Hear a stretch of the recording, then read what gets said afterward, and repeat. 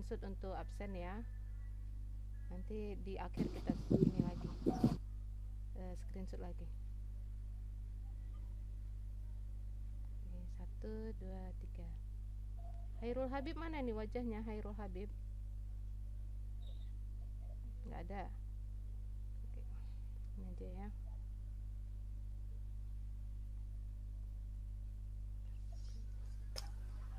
Oke, sebentar.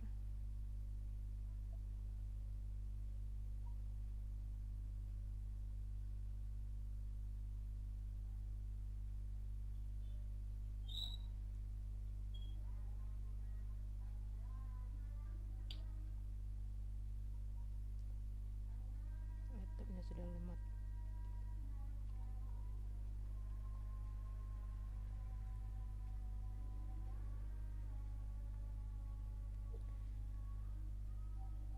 Oke, sudah. Kita mulai lanjut. Oke, kita lanjutkan kuliah kita hari ini. Seperti gambaran yang sudah saya sampaikan minggu lalu, hari ini kita akan membahas salah satu utilitas bangunan, yaitu plumbing. Plumbing ini banyak, kita mulai dari yang paling sederhana dulu, air bersih. Sederhana tapi banyak juga ini ya. Jadi harap disimak, nanti bisa juga kalian akses di e-learning, dan juga nanti rekaman ini juga sebagian saya upload ke e-learning di YouTube. Saya presentasikan dulu slide paparannya.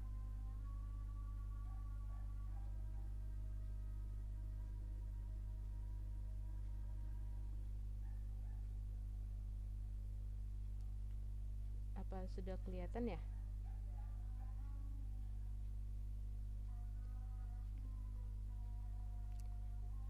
Sudah terlihat ininya, paparannya? Sudah, Bu. Sudah ya. Kita Sudah, Bu. Oke, bagus. Sudah, Bu. Sudah terlihat. Ini bagian pertama dari sistem plumbing dan sanitasi.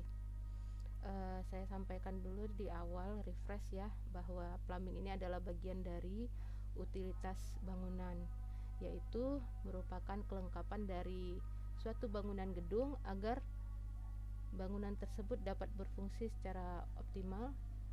Di samping itu, penghuninya akan merasa nyaman, aman, dan sehat.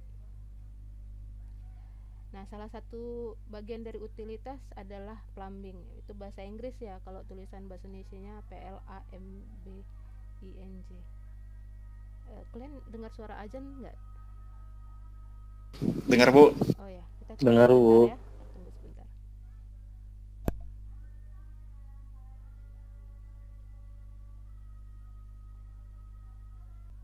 Oke, kita lanjutkan ya. Ya, salah satu bagian dari utilitas bangunan adalah plumbing atau pemipaan. Nah, ini juga bagian dari aturan dari Undang-Undang kita nomor 28 tahun 2002 tentang bangunan gedung. Itu mengamanahkan bahwa setiap bangunan gedung itu harus memenuhi persyaratan keandalan yang meliputi keselamatan, kesehatan, kenyamanan, dan kemudahan. Nah, itu salah satunya harus dipenuhi dari pemipaannya atau plumbingnya. Kita masuk mengenai pemipaan. Nah, apa itu plumbing? Plumbing secara umum merupakan sistem penyediaan air bersih dan air buangan di dalam bangunan. Ada beberapa pengertian tentang plumbing ini yang saya ambil. Ini dari buku ya, salah satu buku yang kita gunakan. Nah, ini yang kedua adalah dari SNI ya. Plumbing merupakan segala sesuatu yang berhubungan dengan pelaksanaan pemasangan pipa dan peralatan di dalam gedung atau di gedung yang bersangkutan dengan air hujan, air buangan, air minum yang dihubungkan dengan sistem kota atau sistem lain yang dibenarkan. Nah, tapi yang paling tepat menurut saya pengertian plumbing itu di ini ya, di Buletin SDI Plumbing dari BSN, Badan Sertifikasi Nasional. Nanti kalian boleh akses. Nah, di situ dijelaskan plumbing itu merupakan seni dan teknologi pemipaan dan peralatan untuk menyediakan air bersih, baik dalam hal kualitas maupun kontinuitas yang memenuhi syarat, dan pembuangan air bekas atau kotor tanpa mencemari bagian penting lain untuk mencapai kondisi higienis dan kenyamanan yang diinginkan. Jadi sudah ada ukuran di sini, higienis dan nyaman. Jadi pemipaan juga hal yang terkait ya soal higienis, terutama air bersih. Mungkin di kita masih belum biasa minum langsung dari air keran ya, walaupun PDAM tempat kita mengakses air minum air bersih itu namanya perusahaan daerah air minum ya, bukan air bersih. Jadi seharusnya dia bisa diminum, namun teknologinya atau kita sendiri mungkin belum yakin untuk meminum air PDAM langsung, walaupun ditulisnya PDAM gitu, air minum ya. Nah, sebelum kita bicara pemipaan, saya akan sampaikan dulu bagaimana isu global terkait soal pemipaan ini. Karena walaupun ini di dunia konstruksi ya, ini hal yang paling mudah ya. Saya yakin kita di sini walaupun perempuan untuk menyambung-nyambung pipa itu hal yang mudah dipelajari. Namun masalah pipa ini bukan soal menyambung-nyambung saja dengan lem, hub besar pipa, elbow dan soket dan lain-lainnya, tapi kita sebagai arsitek harus paham isu global yang ada di balik itu. Kita di negara Indonesia yang memiliki keberuntungan karena airnya cukup banyak, namun itu tidak akan bertahan lama kalau kita dalam posisi yang seperti sekarang, boros ya, boros dalam penggunaan air dan tidak menggunakannya secara tepat. Jadi ada isu global itu yaitu melakukan konservasi air, yaitu penyelamatan air. Di tempat lain air bersih itu sulit dicari ya, kita masih beruntung. Kalau kita mengakses lebih luas lagi, mungkin akan terlihat bagaimana sulitnya di Afrika ya untuk mengakses air bersih, ataupun kalau di Indonesia di daerah-daerah seperti NTT ya, sampai ada iklannya itu ya kan, air sudah dekat katanya gitu ya. Ya itu cuman apa saja iseng. Nah, di sini bicara konservasi air, kita arahnya adalah mengurangi penggunaan air yang berlebihan dan juga mencegah kebocoran pada sistem pemipaan. Nah, di sini yang harus diperhatikan oleh arsitek, bagaimana seminimal mungkin penggunaan air itu tidak boleh berlebihan. Jadi kalau di teknologi sanitasi, peralatan-peralatan saniter itu sudah mulai dia sangat adaptif terhadap pengguna ya, pakai sensor. Sebentar, ada yang masuk.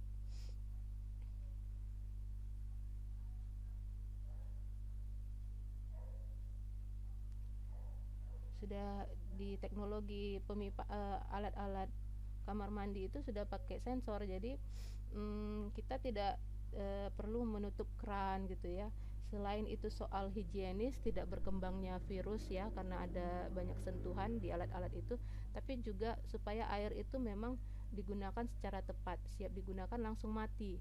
Nah, kebiasaan orang-orang yang tidak peduli, tidak hemat air itu kan sudah dipakai kerannya dibiarkan melimpah-limpah di ember begitu ya, yang seperti itu yang kita hindari sebagai arsitek. Jadi peralatan maupun perencanaan sudah memikirkan ke situ supaya air itu tidak digunakan secara efektif, tepat guna, dan tidak mubazir ya, tidak tepat guna.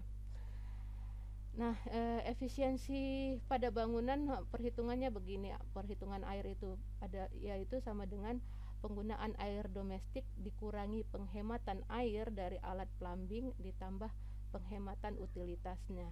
Jadi contoh-contohnya itu seperti penggunaan air pada toilet yang tadi saya sebutkan ya. Semakin banyak alat-alat toilet yang sensor ya. Kalau di kloset misalnya ada yang dua pilihan, yang untuk digunakan untuk membuang air kecil dan membuang air besar. Jadi liter airnya itu berbeda. Itu salah satu contoh upaya untuk menghemat air dari alat plumbing. Kemudian penghematan utilitas, jadi air-air itu didaur ulang untuk kemudian digunakan untuk utilitas lain, baik misalnya seperti cooling water untuk AC ya, kemudian air AC itu yang dimanfaatkan kemudian untuk penyiraman landscape.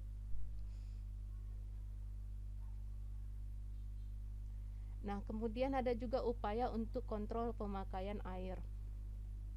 Jadi untuk bangunan-bangunan yang sudah berteknologi tinggi itu sudah ada pengukuran bagaimana penggunaan air.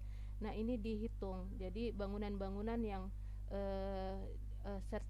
punya sertifikat green building misalnya, itu sudah punya pengukuran bahwa bangunan tersebut memang efektif dalam menggunakan air, bahkan bisa semakin efektif. Itu dia yang dikejar. Jadi ada sertifikatnya bangunan-bangunan yang memang teruji green building itu dengan alat ukur ini. Jadi sudah disambungkan pada sistem utilitasnya. Tentu saja pakai alat ukur meter ini pakai listrik ya, salah satunya. Nah, ini juga upaya-upaya bagaimana memanfaatkan utilitas air-air yang digunakan di alat-alat saniter kita. Ukuran-ukuran 6 liter per flash ini lama-lama akan semakin mengecil. Kalau bisa pun 1 liter per flash ya, sekali siram begitu kalau bahasa Indonesianya. Nah, itulah teknologi yang akan berkembang ke depan, dan tentunya sebagai arsitek yang akan menghubungkan material atau peralatan saniter ini terhadap hasil desainnya, kita juga harus paham bagaimana ini akan jadi tren ke depan dan harus kita terapkan ke bangunan-bangunan yang kita desain. Nah, ini juga salah satu teknologi bahan bangunan supaya menghemat penggunaan air itu seminimal mungkin. Bahkan ada di sini nanoteknologi ya. Jadi menyiram kloset duduk itu yang biasanya yang sering berlumut ya, itu sudah dibuat teknologi nanoteknologi sehingga tidak ada noda yang lengket. Jadi menyiramnya pun sedikit, cukup 1 gayung begitu. Nah, itu yang dikembangkan ke depan dan sudah ada teknologinya, dan sebentar lagi mungkin akan kita manfaatkan secara populer. Nah, kita masuk ke syarat-syarat ya teknologi pemipaan. Yang penting syarat dan mutu bahan dalam plumbing ini adalah tidak menimbulkan bahaya kesehatan. Jadi pipa ini walaupun kesannya sepele, kita harus paham itu materialnya apakah menimbulkan bahaya kesehatan atau tidak. Tidak menimbulkan gangguan suara, misalnya ya suara air yang jatuh ya, kalau di bangunan tinggi melewati pipa itu juga jadi syarat tidak boleh gitu. Kemudian ini juga penting tidak menimbulkan gangguan radiasi dan tidak merusak perlengkapan bangunan. Nah, kalau sudah misalnya ada kebocoran, tentu akan berdampak kepada struktur bangunan ataupun jaringan-jaringan lain yang ada di bangunan tersebut. Karena itu instalasinya harus kuat dan bersih.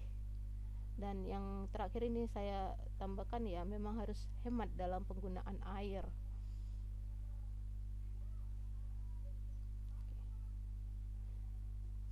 Nah, fungsi plumbing ini yang akan kita bahas di materi malam ini adalah untuk menyediakan air bersih dan atau air panas ke tempat-tempat tertentu dengan tekanan yang cukup. Walaupun kita mungkin kurang populer ya dengan air panas, tapi ini juga bagian yang perlu kita kenali ya.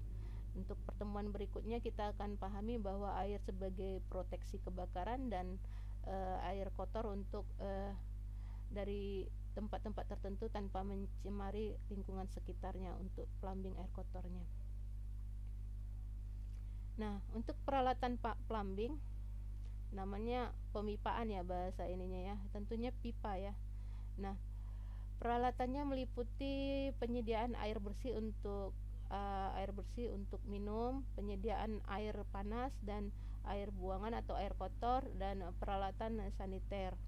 Jadi bagaimana menghubungkan pipa-pipa tersebut dengan kloset duduk, shower, dan hal-hal yang terkait dengan sanitasi.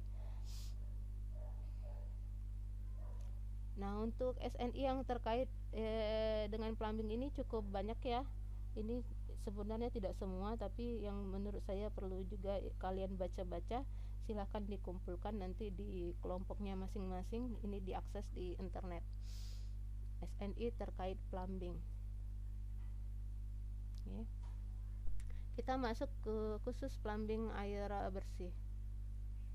Ada pertanyaan sampai di sini?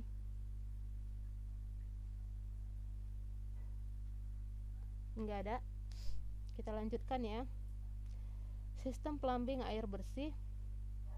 Nah, kendala yang sering ditemukan di sistem air bersih ini, air yang mengalir tapi tekanannya tidak kuat sehingga aksesnya kecil ya. Mungkin kita di kota ini sering dapat masalah itu, misalnya debit airnya sedikit ya, sehingga perlu dibantu dengan pompa. Nah, ini yang sering menjadi masalah untuk air bersih. Nah, posisi di manakah pompa itu, apakah pakai tangki atau sistem lainnya, disitulah yang akan kita pahami dalam perencanaan bangunan. Penyediaan, bicara plumbing tentunya yang pertama kita bicara sumbernya. Nah, sumbernya kalau di kota ya PAM ya, perusahaan air minum. Kemudian bisa jadi sumber setempat, bisa sumur, bisa mata air artesis, dan kalau di daerah Danau Toba sana ngambil air minumnya dari danau ya, ditaruh pipa sejauh mungkin ke danau, tapi buang air kotornya juga ke situ. Nah, itulah salah satu masalah. Kemudian yang penting di dalam air bersih adalah kualitas airnya ya. Kita memang sering mempercayakannya ini kepada perusahaan air minum, namun idealnya kualitas air bersih itu ya sesuai dengan standar yang diberikan oleh pemerintah juga. Secara fisika ini secara yang kita lihat secara kasat mata, kita bisa cek sendiri itu jernih, tidak keruh, tidak berwarna, rasanya juga tawar, tidak berbau, temperaturnya normal dan tidak mengandung padatan kayak lumpur atau pasir ya. Nah, secara kimia ini mungkin harus dites uji di lab. Bisa jadi yang secara fisika semua sudah oke, tapi ternyata mengandung mangan yang cukup tinggi ya, zat kimia yang cukup tinggi yang bisa berbahaya kalau dikonsumsi pada kadar tertentu. Mungkin di awal-awal tidak ya, tapi lama-lama efeknya bisa penyakit yang panjang. Nah, itu harus dicek laboratorium. Kemudian ini juga masalah mikrobiologis ini juga harus dicek di laboratorium juga untuk memastikan ada atau tidak. Nah, kemudian bicara air bersih, di dalam perencanaan kita harus mempertimbangkan jumlah pemakai air bersih tersebut. Nah, di sini nanti yang kita sebagai arsitek perencana yang perlu mempertimbangkan dari fungsi dulu. Fungsi yang kita desain ini apa? Rumah tinggalkah? Rumah susunkah? Nah, setiap fungsi itu punya pemakaian air yang berbeda-beda. Kenapa? Karena ya manusia yang menggunakannya juga berbeda, jam penggunaannya juga berbeda. Jadi hitungannya juga tentunya berbeda-beda, dan ini harus kita sesuaikan dengan penyediaan air bersih terhadap bangunan tersebut. Kalau dia tidak cukup air, tentunya tidak nyaman. Nah, itu pengaruhnya nanti, dan tentunya kalau air juga berdampak pada kesehatan. Standar-standar ini bisa kalian akses di SNI. Bagaimana standar untuk pemakaian air dingin pada alat plumbing, berapa liter, berapa waktu pemakaian untuk jenis saniter kloset, bak cuci ya, ini standar umumnya. Kemudian pemakaian air panas pada plumbing, dan di sini tekanan ya, tekanan ini perlu untuk misalnya kita mau menghitung menggunakan pompa atau tidak.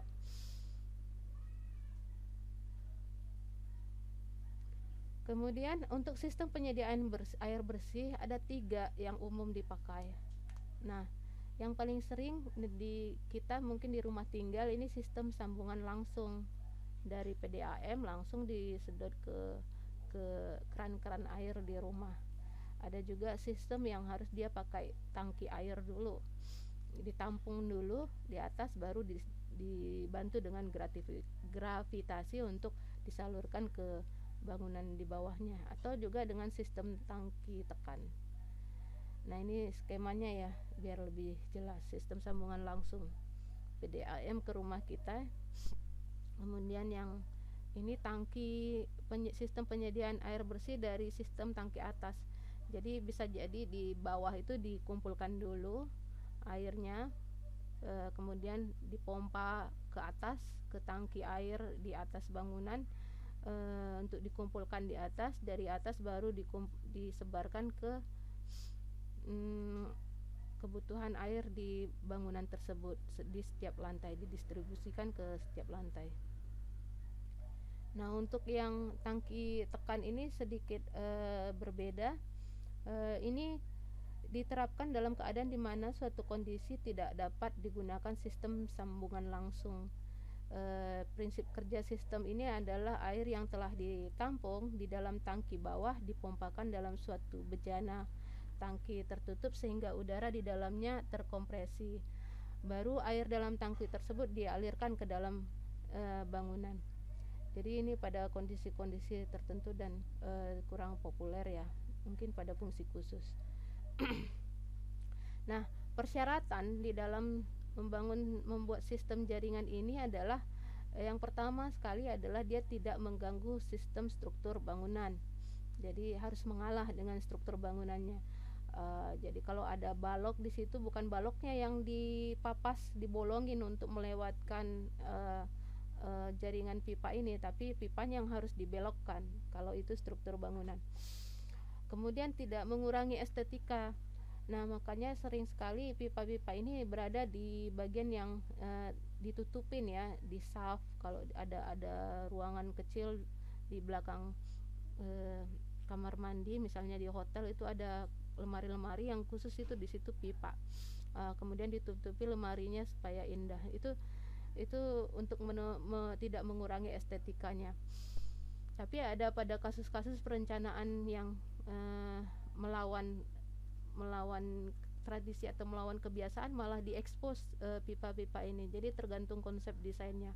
Pipa tersebut malah dijadikan estetikanya dikasih cat yang menyolok sehingga bisa dilihat dengan telanjang ya di bangunan yang didesain.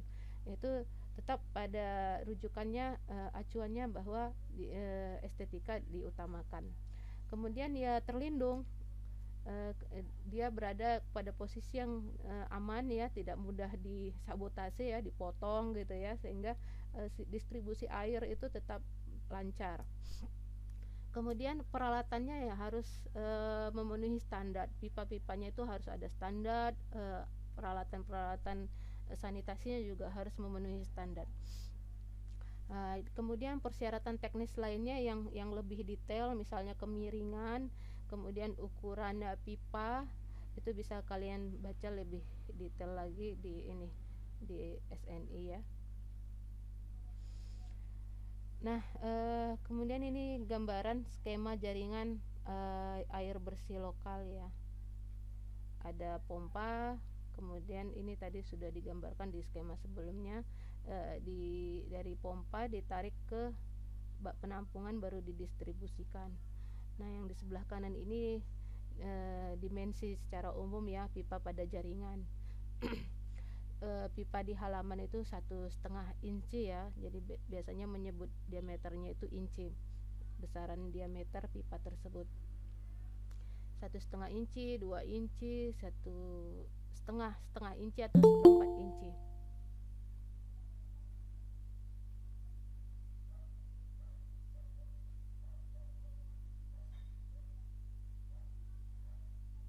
Oke. Nah, ini gambaran pipa, pemasangan pipa air bersih di bangunan. Ini ketika di bangunan lantai 1 mungkin belum berlantai banyak, mungkin tidak begitu rumit ya. Tapi idealnya ketika sudah 2 lantai, nah di sini upayakan sebaiknya kamar mandi itu pada posisi pada posisi vertikal yang sama, artinya bertumpuk ya. Kalau tidak memungkinkan karena desainnya mengharuskan begitu ya silahkan, tapi semaksimal mungkin upayakan di atas kamar mandi, di bawah juga kamar mandi, sehingga kalau terjadi kebocoran itu mudah mengatasinya. Artinya kebocoran itu jatuhnya ke kamar mandi juga, bukan ke kamar misalnya atau ruang tamu ya, kalau terjadi kebocoran. Nah, ini gambaran bagaimana jaringan pipa air bersih, tapi menggunakan pemanas air. Jadi yang garis putus-putus itu air panas, yang garis yang solid itu adalah, yang continuous itu adalah air biasa ya. Jadi ada pencampuran. Oke. Nah, air bersih itu tidak hanya di keran bak mandi ya, ada di kloset, di wastafel, ada juga di bak dapur. Nah, ini yang perlu kita rencanakan desainnya, di mana kemudian nantinya tentunya pada perhitungan ya, berapa banyak pipa yang digunakan. Dan ini nanti memang akan konsultasi, semakin rumit bangunannya itu akan konsultasi kepada ahli-ahli mechanical electrical atau ahli plumbing. Namun untuk desain-desain yang sederhana untuk rumah tinggal 2 lantai itu harusnya masih bisa diatasi oleh arsitek. Nah, hal yang harus diperhatikan dalam instalasi sistem plumbing, pemilihan bahan pipa. Nanti kita akan jelaskan pipa ya. Kemudian pipa itu harus memenuhi standar yang berlaku. Nah, yang paling umum kita gunakan adalah SNI, Standar Nasional Indonesia. Jadi di setiap pipa itu ada stempel SNI-nya ya, tertulis SNI. Kalau tidak ada itu jangan digunakan. Kemudian bahan pipa dan standar untuk pemakaian tertentu. Ini juga harus diperhatikan. Misalnya air dingin, air panas apalagi ya, pada pipa yang tidak kuat malah meleleh ya. Terus air buangan itu beda besarannya, dan fan itu dapat dan mudah dapat dilihat ya, untuk perawatan. Tapi pada posisi air bersih biasanya ditanam di dinding ya. Kemudian sambungan. Nah, ini yang paling sering ya, bagaimana sambungan pipa tersebut. Seringnya terjadinya kebocoran itu terjadinya di sambungan. Bisa jadi memang bahannya tidak tepat, atau memang ketika proses pelaksanaannya itu tidak tepat juga. Jadi ada faktor manusia juga yang harus diperhatikan. Jadi kalau kalian nanti di pengawasan, ini harus hati-hati diperhatikan ketika pemasangan sambungan ini, karena kalau di sini dianggap sepele, ini dampaknya panjang. Kalau sudah bocor itu orang rumah biasanya, orang di bangunannya itu paling sakit kepala ngelihat kebocoran itu. Apalagi kalau kebocoran di masalah air kotor ya, yang bau terus cepat berjamur. Nah, itu yang harus benar-benar diawasi. Nah, saya biasanya malah tukang-tukang yang ngerjain ini ya agak-agak memang tidak punya kompetensi ya biasanya, karena ini sangat mudah dilakukan gitu. Jadi pengawasan penting. Kemudian yang keempat, valve atau katupnya ya, cara mengkontrol air. Nah, untuk merencanakan sistem air bersih, ada beberapa informasi yang harus kalian terima gitu ya. Jenis ketika mau mendesain, jenisnya huniannya apa, berapa jumlah penghuninya, terus gambar rencana arsitekturnya. Nah, kalau arsitek pada tahap mengerjakan ini yang saya bold ini ya. Kemudian jaringan air minum dan fasilitas buangan air buangan kota. Jadi sumber airnya apa? Air PDAM kah, air PAM kah, atau memang harus ke air sumur atau kombinasi keduanya. Jadi itu perlakuannya juga beda. Kemudian ada peraturan yang berlaku di setempat. Nah, untuk data informasi akhir yang dalam merencanakan sistem air bersih bangunan itu ya, keluarannya adalah gambar rencana air bersih ya, atau plumbingnya ya. Itu bisa terlihat dari denah, bisa juga dibantu dengan gambar isonometri ya, skema, diagram istilahnya, atau juga lebih mudah lagi memang pakai gambar 3 dimensi. Dengan teknologi desain sekarang pakai BIM itu bisa dinampak seluruhnya sih. Namun pada tahap yang paling sederhana, minimal di dalam gambar kerja kita punya rencana skema, rencana air bersih. Itu wajib ya dalam keluaran desain. Nah, ini contohnya ya, ini gambarnya memakai gambar isonometri, jadi diperlihatkan posisi tangki air, kemudian yang merah itu pipa air bersihnya. Jadi dari box PDAM ditarik dulu ke tandon, dikumpulkan di tandon, baru disebarkan, didistribusikan ke ruangan-ruangan yang membutuhkan air bersih. Sekarang saya tes, ini masih online semua ini kan. Apa kekurangan dari gambar ini? Di mana kurang air bersihnya di sini?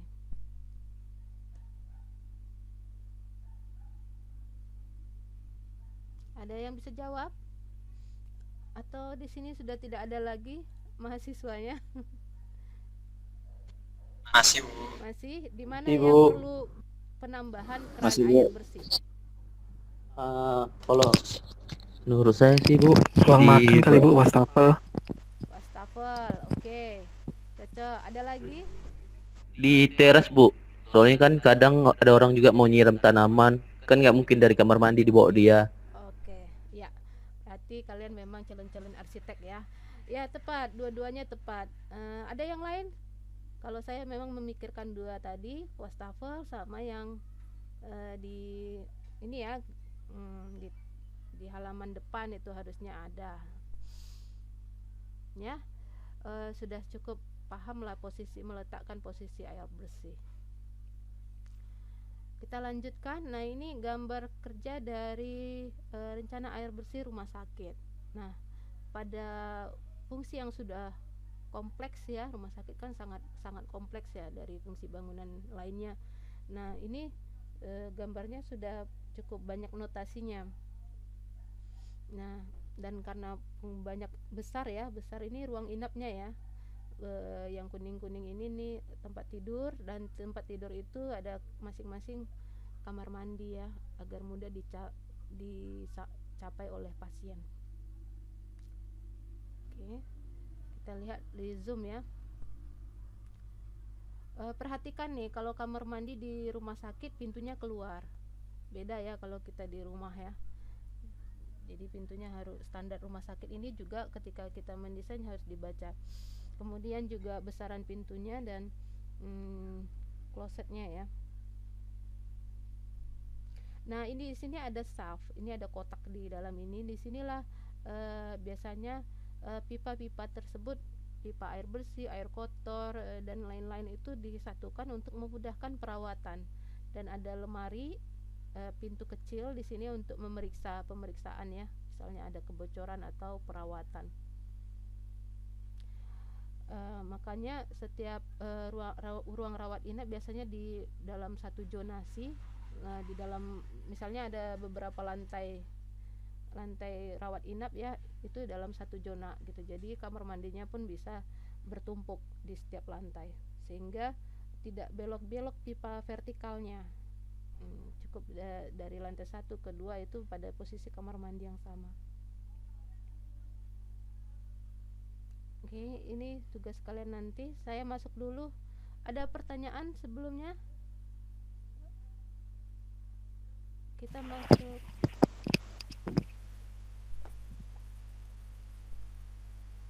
Enggak ada? Lanjut. Bu, mau tanya Bu dikit Bu. Silakan. Itu Bu tentang syarat tadi yang air bersih Bu. Ada tadi situ dalam keadaan horizontal 1/3000 itu maksudnya apa ya Bu? Itu apakah 1 derajat gitu Bu per setiap 3 meter atau seperti apa ya Bu? Ya, saya pun baru paham ini ada standarnya nih. Biasanya memang pasang aja. Bentar, saya add dulu ini. Agak di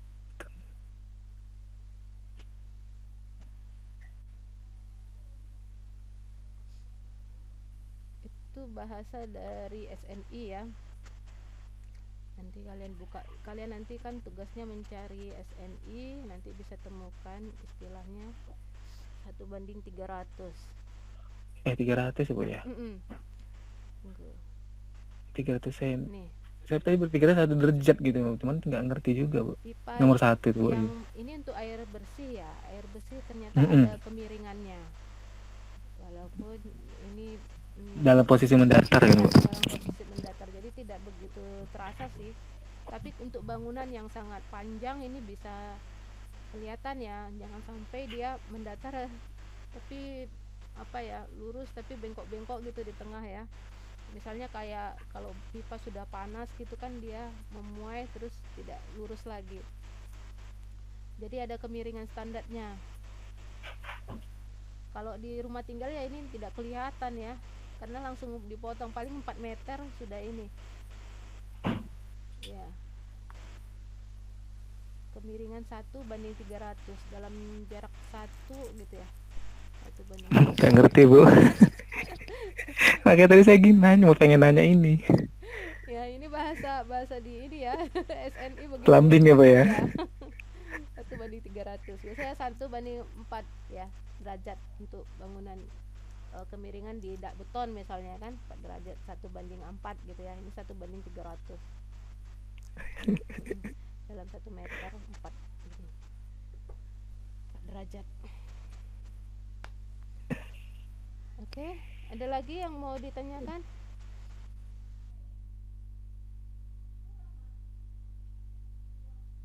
Ini pada pemasangan sih ini. Di gambar ini nggak kelihatan.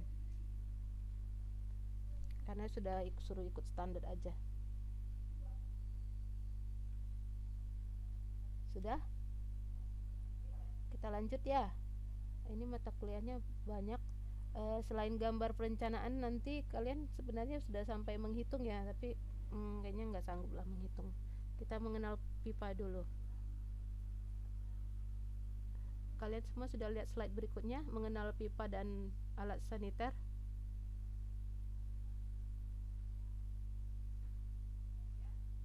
Belum, Bu. Belum ya? Belum, Bu. Coba saya ini lagi. Belum, Bu. Udah ngantuk? Bentar ya. Masih panjang ini, 2 jam lagi. Tengah mata kuliah ini. Nah, mengenal pipa dan alat saniter. Siapa di sini yang belum pernah melihat pipa? Pipa air ya.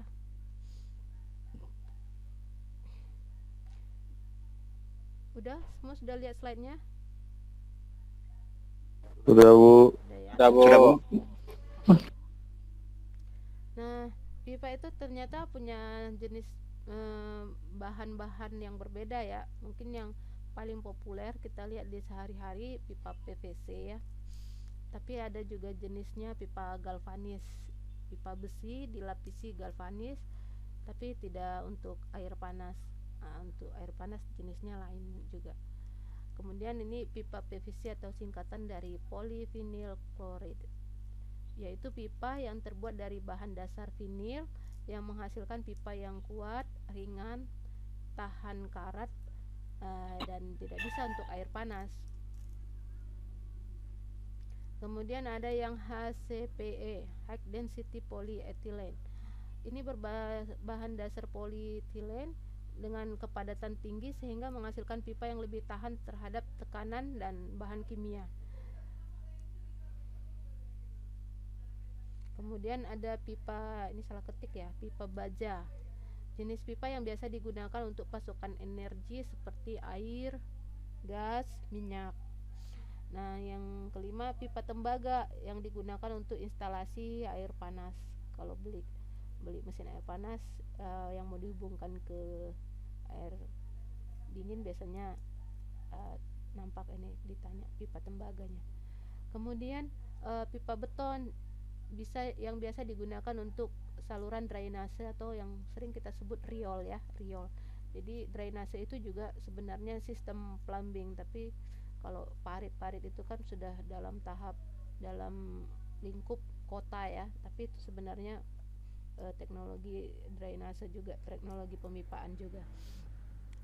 Nah, yang sering kita pakai biasanya PVC, tapi mungkin pada kasus-kasus tertentu kita akan bertemu jenis-jenis pipa ini. Nah, syarat mutu bahan pipa itu harus daya tahannya harus lama, minimal 30 tahun. Berarti setelah 30 tahun akan ada kerusakan ya, usia rumah. Kalau beli rumah yang sudah 30 tahun, yang periksa dulu itu pipanya. Pipa PVC terutama ya, saya pernah kejadian pipa PVC itu udah bolong-bolong karena kebanyakan disirami zat kimia ya, sering membersihkan pakai bahan kimianya sangat keras. Pipa PVC nya ternyata bereaksi ya, jadi bolong di ininya, di salurannya, dan itu bikin ribet, meresap dia ke air tanah. Kemudian permukaan harus halus dan tahan air. Kemudian tidak ada bagian-bagian yang tersembunyi menyimpan kotoran pada bahan yang dimaksud. Terus bebas dari kerusakan baik mekanis maupun yang lain. Kemudian pemeliharaannya mudah dan memenuhi peraturan yang berlaku, itu tentu saja. Oke. Nah, kegunaan setiap ukuran beda karena memang kebutuhannya juga beda ya. Nah, ini yang sering dapat kita temukan di pasar, jenis ukuran dari pipa C5 5/8 itu ya. Untuk pelindung kabel listrik, kalau kalian lihat pipa-pipa pelindung yang abu-abu itu ya, itu juga pipa. Kemudian pipa AW, ini biasa dipakai untuk suplai air di rumah tangga. Untuk ukuran yang lebih besar biasanya dipakai untuk debit air yang lebih besar juga. Nah, AW ini jenis yang paling tebal. Kalau sudah AW ya, biasanya tercetak di pipanya. Itu dipakai untuk air yang memiliki tekanan. Kemudian yang D 2,5, 3 dan 4 inci itu maksudnya. Biasanya dipakai untuk buangan di rumah tangga. Bisa dipakai C tapi lebih baik digunakan D kalau pipanya tidak ditanam di tembok gitu ya. Jadi ada penempatan tertentu.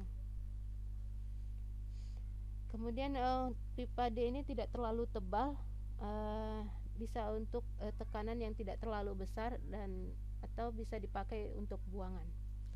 Nah, yang paling tipis itu C3 dan 4. Biasanya digunakan untuk pembuangan air yang memiliki tekanan rendah.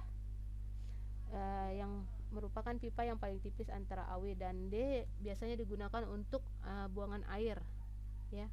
Biasanya air misalnya dari kamar mandi atau air hujan ya, pipanya pipa C4. Nah, kemudian jenis sambungan pipa. Nah, ini juga perlu kita pahami, ada nama-nama yang kita temukan ya. Ada elbow, itu ada gambarnya, siku ya. Kemudian soket. Kemudian ada pipa T, penghubung yang 3 cabang. Nah, ini juga bisa salah satu cabangnya itu lebih besar. Kemudian sambungan silang cross 4 dia ya, segi 4. Maksudnya ini kalau ini 3 cabang, dia cross ini 4 cabang. Kemudian ada dia tutup cup. Enggak ada contohnya di sini kelihatannya. Nah, ini siku elbow. Bisa dilihat macam-macam bentuknya. Kemudian reducer, ini dia dari pipa yang besar ke pipa yang kecil, jadi kayak pengalihan dimensi ya. Kemudian fitting T, pipa T. Nah, di sini bisa dilihat bisa dia salah satu dimensinya itu beda. Kemudian sambungan cross, pipa yang 3 keluaran 4. Ada 4 arah ya. Kemudian cup tutupnya ya, untuk misalnya nutup pipa di ujung supaya nggak masuk tikus, atau untuk bak kontrol ya. Kemudian yang penting juga adalah katup. Ini biasanya kalau kita pakai tangki ya, kita pakai katup. Menutup dan membuka aliran dan mengatur aliran, mencegah aliran balik dan mengatur tekanan. Ini gambar-gambar yang mudah untuk mengenalinya ya, elbow, soket, T. Nah, ini besaran yang kita sering gunakan ya, pipa AW 1,5 biasanya untuk air bersih. Kemudian ini dia valve tadi, katup. Jadi untuk mengontrol aliran air ya. Jenisnya juga ada beberapa macam. Kemudian ini perangkap, biasanya ini digunakan di kloset atau kitchen sink ya, di bawah itu supaya airnya terjebak di letter U ini sehingga tidak baunya tidak keluar. Kemudian yang perlu kita pahami juga mengenal alat-alat saniter yang dihubungkan dari pipa ke saniter. Di sinilah air tersebut dikeluarkan dan juga digunakan kemudian dibuang kembali. Simbol-simbol ini dikenalin ini ya, bathtub ya. Semua pernah lihat bathtub kan? Pernah, Bu. Pernah, Bu. Ya, untuk memahamin ini memang kita perlu main-main lah ke Home Centra ya, nengok alat-alatnya, cek harganya, pipa-pipa itu, bathtub, shower ya, harganya macam-macam, ada yang terjangkau, ada yang harganya bisa 10 kali lipat ya, untuk jenis dan fungsi yang sama. Jadi tidak terduga ini kalau mendesain di sini ya, kamar mandi ini. Tentunya makin kalau sudah bathtub tentunya sudah fungsinya sudah lebih mewah ya. Jangan pakai keran yang plastik di sini di bathtub, nggak nyambung desainnya. Kemudian shower, kloset ini ada kloset duduk, kloset jongkok. Kloset jongkok itu juga ada yang dia berset langsung terhubung dengan panel untuk mengeluarkan air bersih. Kemudian urinoir ini yang khusus laki-laki, ini juga ternyata ada khusus untuk perempuan namanya bidet, tapi saya nggak pernah lihat nih. Mungkin kalian ada pernah lihat ya.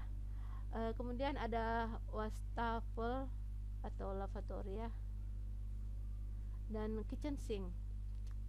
Ini floor drain yang ada tanda panah ini. Jadi kalau dipotong floor drain ini juga ada detailnya supaya air itu bau dari pipa itu tidak keluar ke kamar mandi. Ini juga teknologinya sudah macam-macam. Itu saja perkenalan tentang pipa dan alat-alat saniter. Nah, tadi yang sudah saya sampaikan, alat-alat saniter ini berkembang sesuai dengan teknologi yang mengarah kepada penghematan air ya. Jadi ini bakal banyak perkembangan, dan tentunya makin maju teknologinya biasanya sih makin mahal, tapi perawatannya juga biasanya sesuai.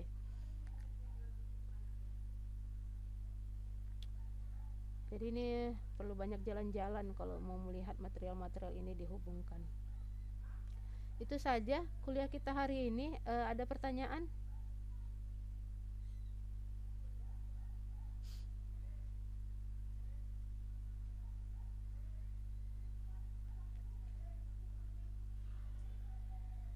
Cukup jelas ya? Kalau nanya masalah tugas yang diberikan boleh, Bu? Belum saya kasih tugasnya.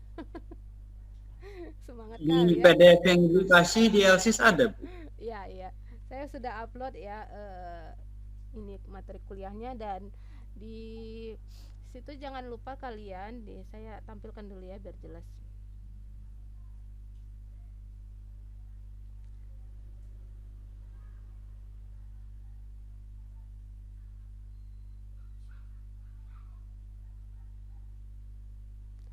Jangan lupa untuk mengikuti kuisnya, tapi saya ingatkan ya, kuis ini hati-hati ngerjakannya ya. Saya tidak mau nilai kalian jelek, karena ini masuk ke penilaian nanti. Saya orangnya nggak mau ribet nih. Nah, ini sudah ada yang 7 yang mengikuti kuis ya. Jangan sampai ada yang nilainya jelek. Kalau bisa semuanya 100. Kuncinya itu cuma ada di presentasi yang saya sampaikan. Tapi hati-hati dalam menjawab, ada pertanyaan jebakan. Ini kuis ini untuk mengetahui kalian menyimak atau tidak. Ada yang bisa menyimak dengan cara mendengarkan seperti sekarang, ada yang cukup dengan membaca. Tapi saya harus menguji kesemuanya dengan kuis. Oke, ini jangan dilewati karena ini juga bagian dari absen ya, dan masuk ke nilai tugas. Kemudian materi kuliah sudah saya upload satu ya, nanti saya upload lagi, dan nanti rekaman ini saya lampirkan di YouTube juga. Mungkin saya potong yang tidak perlu ya, kalian bisa ulang-ulang lagi untuk belajar kembali ya, yang perlu belajar secara visual. Untuk tugas,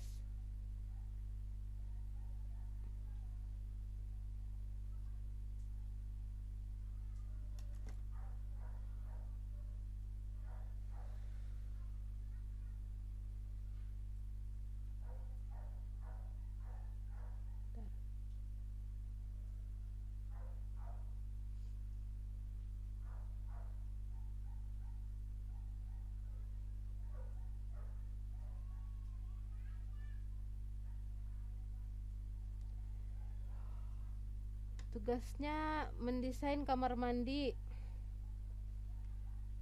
terutama sistem air bersih pada bangunannya. Gambarnya itu gambar denah rencana air bersih dalam skala 1:100. Yang kedua ini dalam bentuk 3D, jadi kalian nampakkan pemipaannya. Kemudian ini saya buat supaya saya akan kasih gambar denah yang dalam bentuk kosong ya. Kalian bisa letakkan kloset di situ atau bathtub dengan ruangan yang segitu. Kalau cukup silahkan. Silahkan berkreativitas untuk meletakkan sanitasi, alat-alat peralatan sanitasi di sana semaksimal mungkin menurut logika kalian. Kemudian dibuat 3D-nya dengan menampilkan pipa air bersihnya. Tugasnya tugas kelompok. Silahkan berbagi bagaimana membagi tugasnya ini, mau diskusi dulu kerjasama, silahkan. Kemudian tugas yang mengumpulkan SNI terkait plumbing. Ini untuk bahan bacaan kalian, jadi di download. Silahkan tugasnya mendownload ya SNI yang tadi sudah saya uraikan poin-poinnya di paparan kuliah ini. Gitu. Untuk denahnya nanti akan saya berikan beda per kelompok.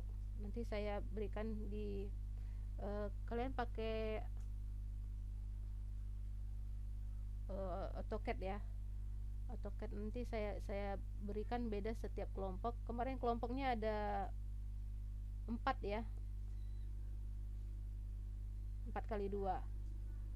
Oke, nanti saya berikannya via WA group, akan saya infokan karena saya harus memilih setiap kelompok itu harus beda-beda supaya nanti kita bisa berbagi di mana kelemahan dan kelebihan dari masing-masing kelompok ketika presentasi. Jadi saling memperkaya ya dengan tingkat kesulitan denahnya masing-masing.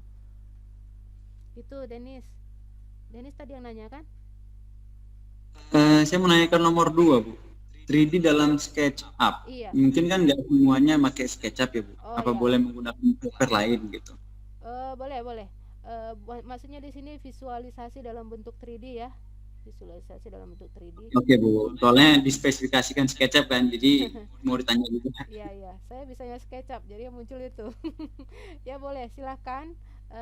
Yang nampak itu visualisasi 3D-nya.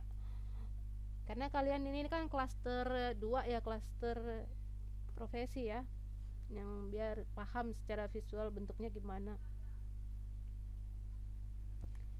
Oke Bu, makasih Bu. Jadi ada 4 nanti denah yang akan saya berikan ya. Untuk pengumpulan masih kayaknya ini akan terkait ini plumbing, air bersih, air kotor, air hujan. Jadi untuk pengumpulan nanti akan saya informasikan. Ada 3 pertemuan untuk ini, untuk plumbing saja ya. Tapi kalian jangan ngerjakannya sistem kebut semalam ya. nanti keteter untuk tugas yang lain.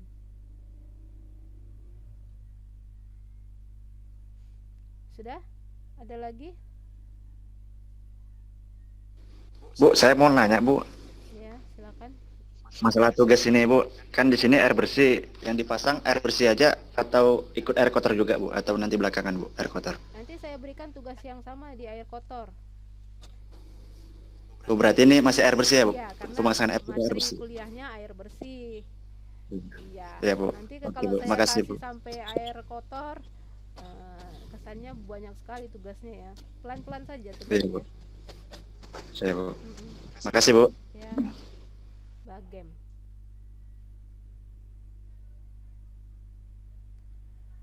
Sudah ada lagi?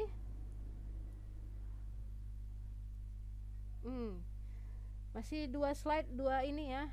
Sudah mulai goyang nih ya. Harusnya kita kalau bisa sih sampai perhitungan, tapi tadi saya pelajari masih belum dapat ya untuk contoh kalian. Nanti di pertemuan berikutnya kita akan coba menghitung pipa ya. Bu, saya mau nanya, Silakan Hairul Habib. kalau misalnya di wastafel di ruang terbuka hijau atau di taman terbuka gitulah Bu, itu dia peralatan plumbingnya apakah sama saja dengan yang ada di bangunan dan juga peralatannya dan cara pemasangannya sama atau ada perbedaan gitu? Oke, cara pemasangan itu tergantung produknya ya. Produk wastafel ini beda-beda memang. Keluaran untuk di dalam ruangan sama di luar bisa jadi materialnya itu beda, supaya lebih awet mungkin ya, atau lebih estetis gayanya. Mungkin kalau kita lihat wastafel yang di luar itu pakai motif batu alam, batu ya yang dikerok ya kan, kemudian itu kreativitas orang desain itu ya kan. Dia tidak mesti wastafel yang ada biasa di kamar mandi. Yang penting ada kerannya, terus ada pembuangan airnya. Nah, jenis kerannya ini nanti yang memang itu juga disesuaikan desain dan daya tahan terhadap ruang luar. Tapi setahu saya tidak ada jauh perbedaan sih ruang dalam sama ruang luar. Hanya saja masalah estetikanya yang diperhatikan di situ. Nah, kemudian untuk air keluarnya juga sama. Biasanya kan disembunyikan, tidak terlihat gitu, tapi tetap memudahkan perawatan. Prinsip pemasangannya tergantung saniternya itu, peralatan wastafelnya itu. Semakin mahal atau semakin unik ya beda cara pasangnya gitu ya. Tapi umumnya tidak sulit sih, karena semua standarnya kan ada ya. Ukuran besar pipa air bersih paling 1/2 inci, air besar air kotor untuk wastafel itu kan 2 inci atau 2,5 inci gitu. Jadi karena pasar ingin memudahkan perawatan, biasanya juga besarannya atau alat-alat untuk wastafel itu tidak begitu aneh-aneh. Biasanya itu yang laku, jadi itu yang mudah didapat. Sehingga kalau terjadi kerusakan mudah mendapatkan material penggantinya. Jadi umumnya tidak sulit. Nanti kita jalan-jalan ke taman lihat sendiri ya wastafel ya. Itu pertanyaan bagus ya. Karena Ya Bu, makasih ya Bu. ya, karena Covid ini kan kita memposisikan wastafel sekarang di depan ya. Kita perlu pertimbangkan itu tuh. Kalau tadi kan di gambar denah yang saya tunjukkan kan wastafelnya di ruang makan ya. Sekarang wastafel udah pindah tuh ke depan untuk cuci tangan. Nah, karena Covid ya. Jadi perlu juga dipertimbangkan estetikanya. Jangan kayak sampai di sini kuliah kita malam ini. Sehat selalu ya dan tetap semangat. Jangan lupa kuis di e-learning.